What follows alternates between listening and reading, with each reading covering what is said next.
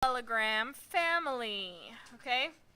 So the parallelogram family is a parallelogram that has opposite sides parallel, rectangle, which has opposite sides parallel, rhombus, which has opposite sides parallel, and square, which has opposite sides parallel. Are all of these shapes, are they all parallelograms?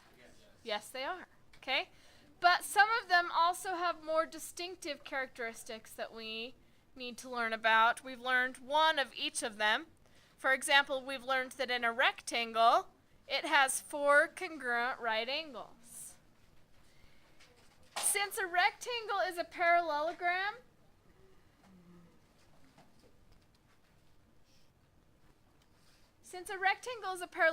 is it also going to have all the properties that a parallelogram has? Yeah, so it's going to have opposite sides congruent.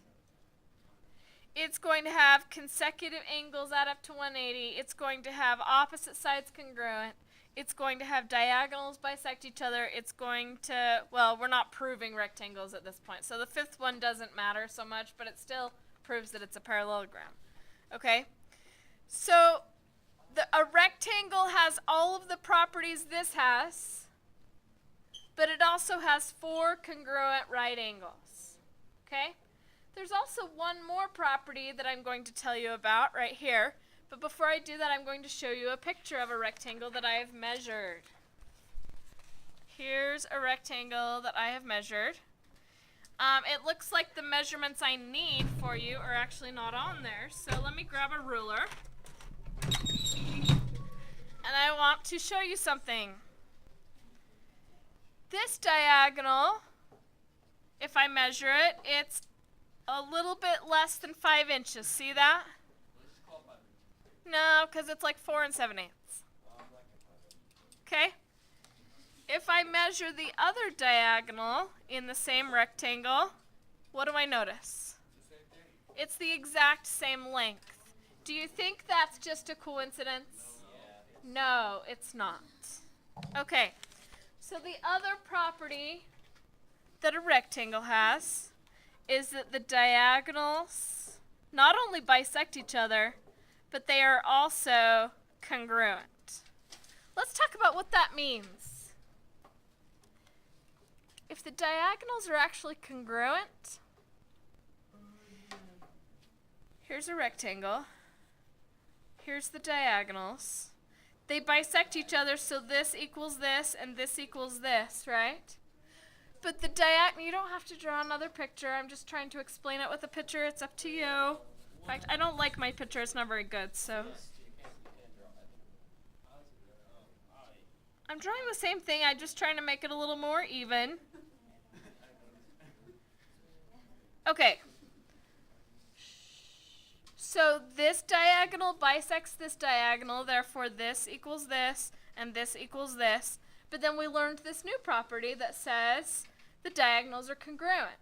So doesn't that mean that this and this and this and this are all congruent? Yes.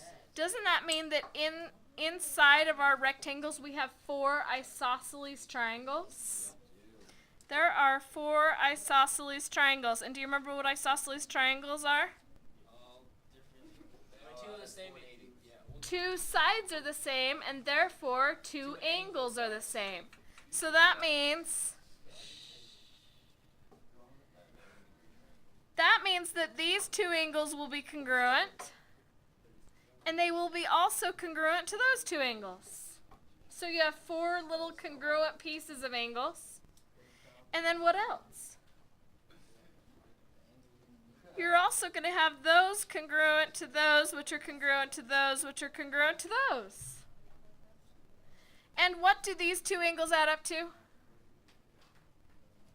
90. What do those 2 angles add up to? 90. What do those 2 angles add up to? 90. And what do those 2 angles add up to? If I just look at half of my rectangle, like that much of it, what kind of a triangle is that? Right. It's a right triangle. So what kinds of formulas can we use for a right triangle? The 30, 60, 90. Not 30, 60, 90 unless it is 30, 60, 90. Something else? Something else that we can use with right triangles, Angel? Not unless it's that type of triangle. What can we use for any right triangle? Let's say that we know what this side is and we know what this side is and we want to find the diagonal. Okay, so we could maybe use trigonometry with them, but yes, the other answer I'm looking for is Pythagorean theorem. You are going to have problems on your homework involving Pythagorean theorem with rectangles and finding the lengths of diagonals. Okay? So just be aware of that. I will maybe go through some examples with you if you're patient enough. But right now I'm having some issues with listening.